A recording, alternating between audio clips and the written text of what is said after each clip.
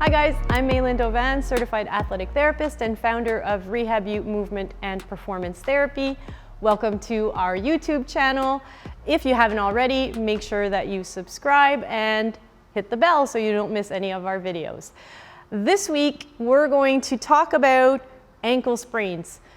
It's my second video and article about ankle sprains. So if you haven't seen the previous article and video, you should check those out. Ankle sprain rehab tips for a faster recovery. There's a lot to say about ankle sprain because there's so much more effective stuff that could be done that I could go on forever. But I'm trying to get it all in for you guys in these different videos. I'm talking about ankle sprain, but a lot of these concepts you certainly could use for Achilles tendon, late phase Achilles rupture repair rehab, people having knee sprains, so ACL injuries, meniscal injuries, just general instability, so people who are hypermobile, that kind of stuff. So a lot of these concepts or these key exercises are going to work for those kinds of cases as well. And I think that's important to note because how many times have people come to me with either an ankle injury or a knee injury, and the stuff that they have done is just too basic, I want to say. It's too early phase rehab. It's not enough to get them to the next step.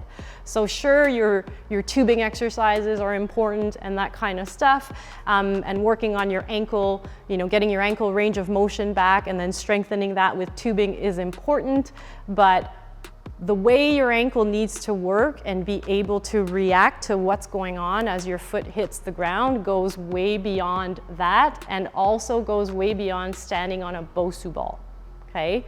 So when you stand on a BOSU ball, I just want to go into this once and for all. When you stand on a BOSU ball, you know that you're about to stand on an unstable surface and you're going to get really slow perturbations and you're going to kind of adjust to that. And does that look like what happens when you step on uneven ground and unexpectedly step into a little bit of a hole in the ground? It's not the same reaction, it's not the same load, so to speak. Okay, so there's a lot of stuff in that respect that I'm going to touch on in this video as well, and hopefully that will help. And it goes to say that that's also something to focus on if you're working with a knee or even a hip. Okay, so what I talk about in the previous article is I talk about how when you have an injury to the ankle, you get deafferentation. So there's damage to the joint mechanoreceptors that relay proprioceptive information so that your ankle can react, right? Which is absolutely true. And like I said, that's why getting your range of motion back and moving within that range of motion, populating that range of motion, we tend to say, is going to be really important, because the better your range of motion, the better information you're going to get through those joint mechanoreceptors, okay? The better proprioception you're going to get. But in a dynamic environment like sports and even if you're just in the gym, even switching your feet over as you do a clean or a jerk or a snatch, that quick information that it doesn't come in a dynamic environment. All of the reaction your body has to do doesn't just come from your joint proprioception. That's an important piece of it, but it also comes from the visual system, the vestibular system. So the key things that I want, and that's not an even distribution depending on what kind of situation you're in that environment, okay? So I want to touch on 3 key exercises, or rather 3 key categories of exercises that you can include in your rehab strategy to make sure that you work on that vestibular and visual component, that you also work on that active and dynamic range of motion and dynamic control, and that you work on getting quick information coming from the ground and that the ankle can react to that appropriately. So those are the 3 categories of exercises that we're going to go into. Hey guys, thanks for watching our videos, and don't forget to subscribe to our YouTube channel.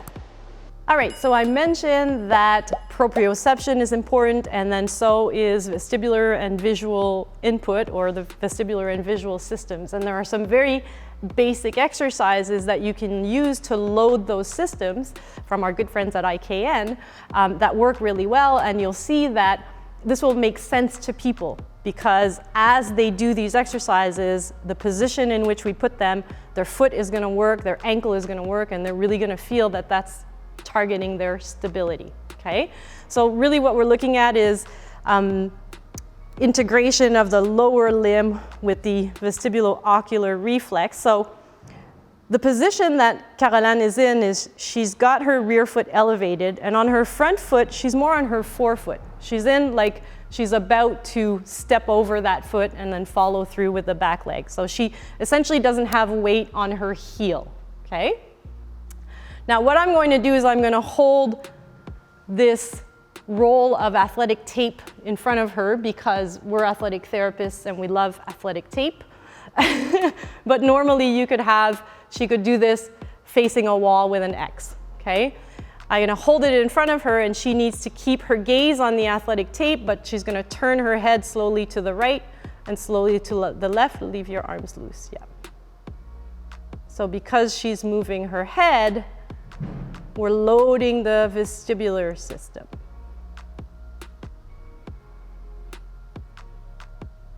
And if we bring the camera to her foot, we're going to see as she's doing this, the work that her ankle is doing. See how that foot is working and the ankle is working. So when I say people are going to actually feel this working, they're not going to go, that's so weird that you're making me do head stuff when my problem is my ankle. They're actually going to feel this, okay? Then we're going to want to focus a little bit more on loading the visual system. So we're going to use the same position. I didn't mention this, but obviously you would have the injured ankle in front, the ankle that you want to be working with. And now she's going to, again, keep her eyes on the precious AT tape that athletes always want to steal. And instead of moving her head and focusing on the tape, I'm going to move the tape around and she's going to follow with her eyes only. So now she's not moving the head, but she's moving the eyes. And I can go in any kind of direction that I want. And again, if we have our super duper camera person go to the foot, we're going to see that that ankle is working hard. It's burning. It's burning. There we go. So our first category of exercises were our vestibular visual loading. Second key category, we want to work on active range of motion and dynamic control, okay? I love to use the STAR excursion balance test, which is actually, it's called a test. It's actually to compare good side to opposite side to see if the person has good dynamic control. But I actually use it, and I do this with a lot of tests. The test, if the person's not good at it, becomes the exercise, right? So what I like about it is that she has to work functionally within all of her ankle range of motion. So what you do is, I'm just going to explain the STAR and just let you guys know that it's actually supposed to be quite a bit longer than that. We had to improvise and do it with athletic tape, and it's very sad for us to have to put athletic tape on the floor. So I made it short, but it would need to be longer, okay? So she's actually going to have the injured ankle foot down.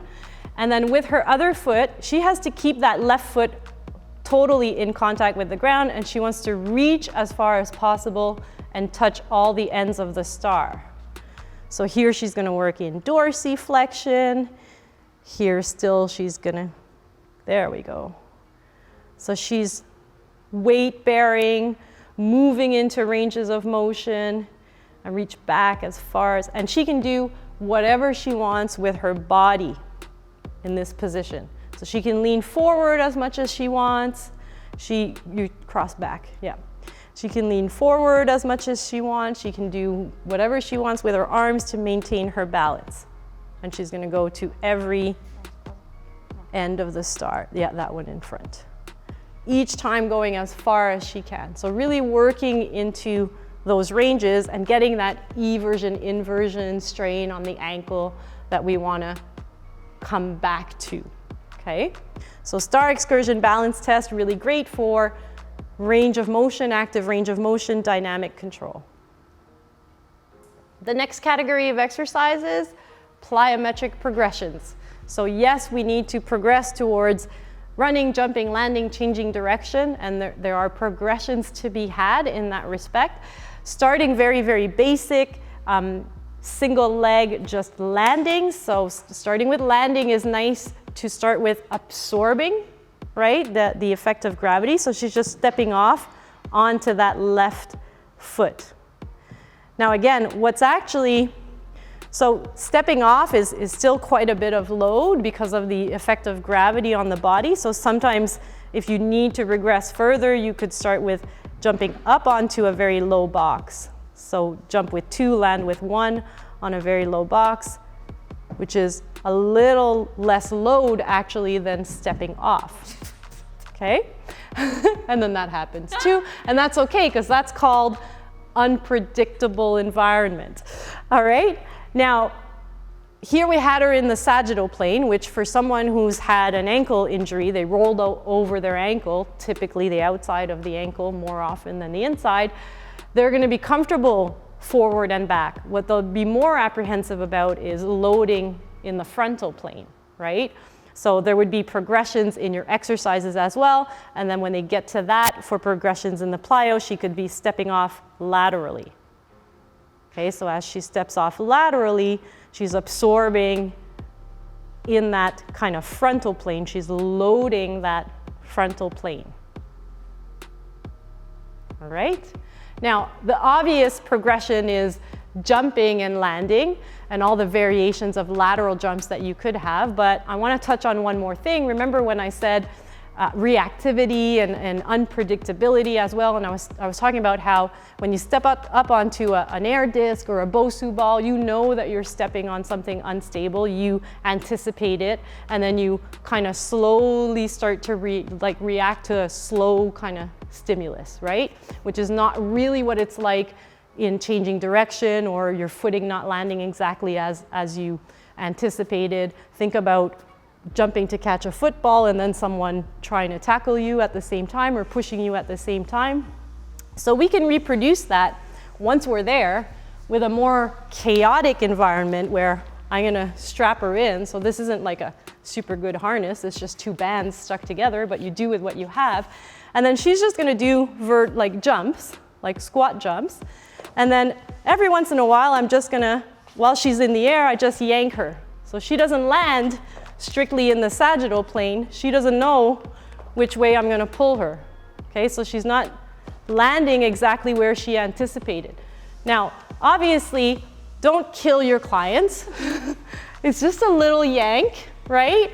Especially like they're up in the air. So if you give that harness a big pull, they might not land on their feet even, okay? So it's just, the idea is that they kind of land and their body needs to adapt to how they're landing, and that creates valgus and varus stresses at the ankle, and they're able to react to that, and that's how we know that they will be able to react to being on the field and those changes that happen there, okay?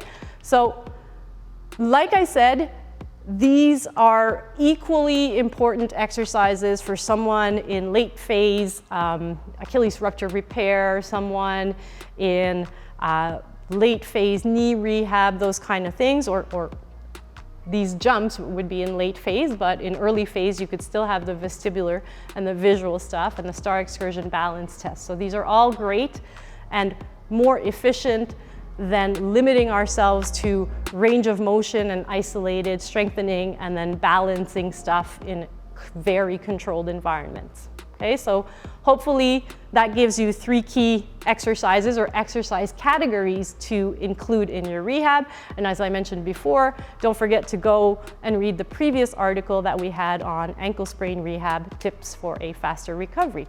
And on that note, we will see you next week.